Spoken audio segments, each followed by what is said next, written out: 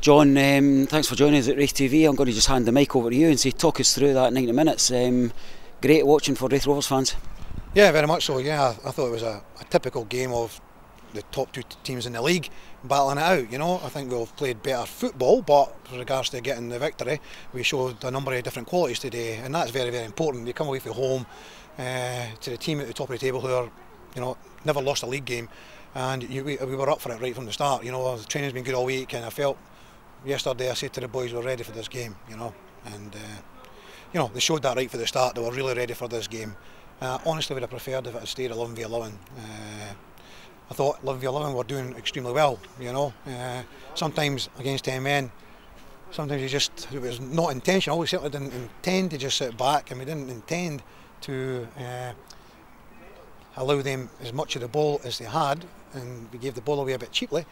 But you know, we still created the best two chances of the second half, and so you know, potentially it could have been 3 or 4. But I've got to give a lot of credit to Arbroath. They've set an amazing standard for the first half of the season.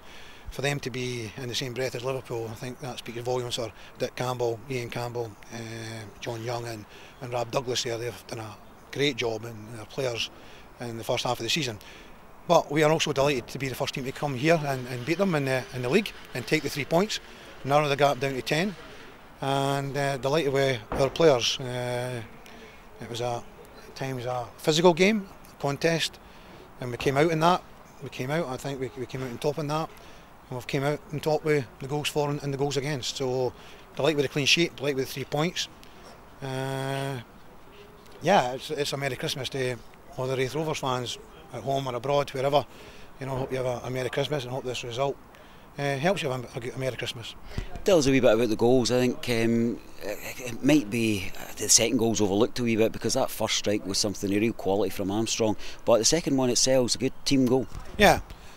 Yeah, well, Dan's certainly got that one in his locker, the free kick. It was a great free kick, it was right in the postage stamp, an amazing free kick. And he has got that in his locker, and he's got a lot. You know, you can see his performances. To be fair, I don't know if the grass actually done us any favour today. The wingers, you know, bits and pieces for the wingers, not as much as what they have been doing. I don't know if the grass actually was a good thing today or not.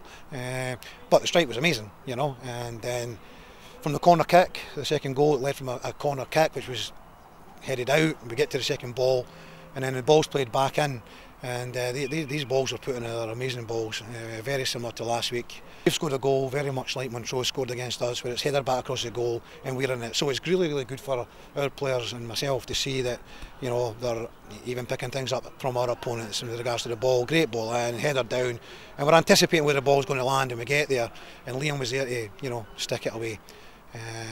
So yeah, the goals were very, very good times, and it gave us that cushion. Daniel Armstrong's a player we're desperately keen as fans to hold on to. You know, he's not been playing much football at all until he came to Raith Rovers. I'm sure the feeling's likewise in amongst the club.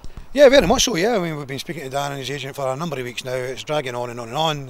Obviously, the ball's at their feet. You know, they're very much in control of the situation.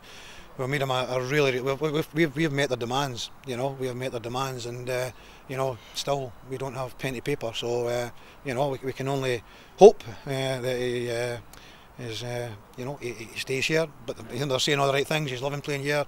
He's loving, you know, getting as much football as he's getting in these games under his belt. So you know, it's up to him. We can't force him. You know. Yeah, I mean, Dan was at Wolves. He was out on loan at Dunfermline last season for half the season or however long it was. Didn't play very much. He didn't have a club from the end of the season until he came to us. He was offered to a number of clubs who didn't take him. Didn't even give him a trial. He came in here and he's hit the ground running, and he's playing great, and we're desperate to keep him. But will we? I don't know. It's probably, I'm kind of hinting at the kind of completeness of the performance here that I'm going to ask you about the defensive four. I thought they were remarkable today, and you know, your centre halves never missed a ball all afternoon. No, definitely not. Yeah, they were excellent today. Again, very much up for it. You know, the whole team were up for it. Yeah, and you know, that's the quality that we need to have every single week. You know, that desire, that mentality, that, you know, everyone a winner. That's what we had today. And the back four were immense, and against a team who have been scoring goals freely, as we know. You know, they've been scoring again, similar to ourselves, 5s and 4s, and you know, getting big scores. More recently, maybe not as much, but for our defence to keep Wallace, Doris, McKenna, Lynn, you know, and they've put on the 2 subs, young Smith, and then McKenna's gone up top, Denham's come on, you know, everyone who could potentially get a goal from are on the park today, and you know, I don't think Robbie's had an awful lot to do. Maybe first half, a couple of saves you would maybe expect him to save, but I thought we defended really well. Grant Gillespie, you know, done his job with Bobby Lynn. Dan got back and helped out, did a great job from that point of view. Ian Davison, Benny, really winning headers. Ewan Murray, you know, he's popped up to get the head back across the goal, and he's defended very well. So yeah, delighted for each and every one, and obviously Robbie gets a clean sheet behind them. You were able to turn to a very, very strong bench as well. I know you're always looking to strengthen the team, but each of the players that come on looked at they had an extra wee dimension to their play.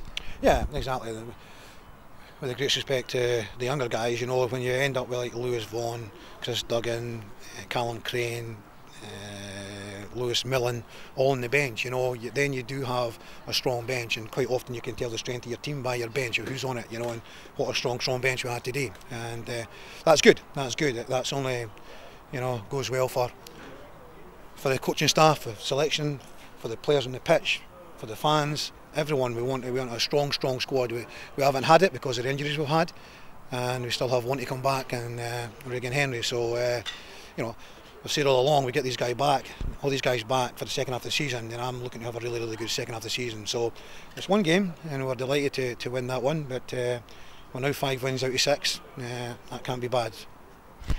John asked you about the intensity of the team, but as we were commentating, we were just off to the side of the Raith Rovers fans, and the intensity of their support today was great to watch and hear. How important and what impact does that have on the team? You know, them all grouped together, singing, jumping, thoroughly enjoying themselves.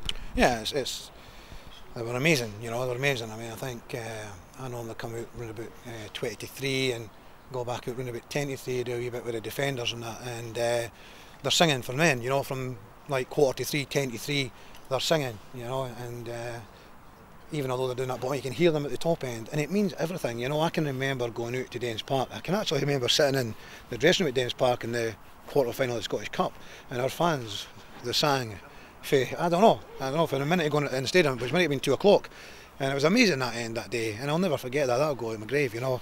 And these things like this today are very similar, you know. It's not the same. It's no Dens Park, it's not got 3,000 fans behind it, but it's got the same effect. It has the same effect to the players and myself. When you hear them singing, you know, the noise, and it gives the players so much confidence when they're right behind them. And you know, I wish the away fans would all get together and sit at the same place, you know, at Starks Park, because we don't quite get that same noise and that same atmosphere, you know. And they must all know each other, they must all be mates. I mean, go and sit together at Starks Park. I think they're putting the lights out, and as we'll maybe pick this theme up again, so I'll just finish by congratulating yourself and wishing, on behalf of Raith Rovers fans, wishing you and the rest of the players and club a Merry Christmas likewise. Yeah, thank you very much, and I've also done that earlier in this interview, so have a Merry Christmas. Cheers, John. Cheers.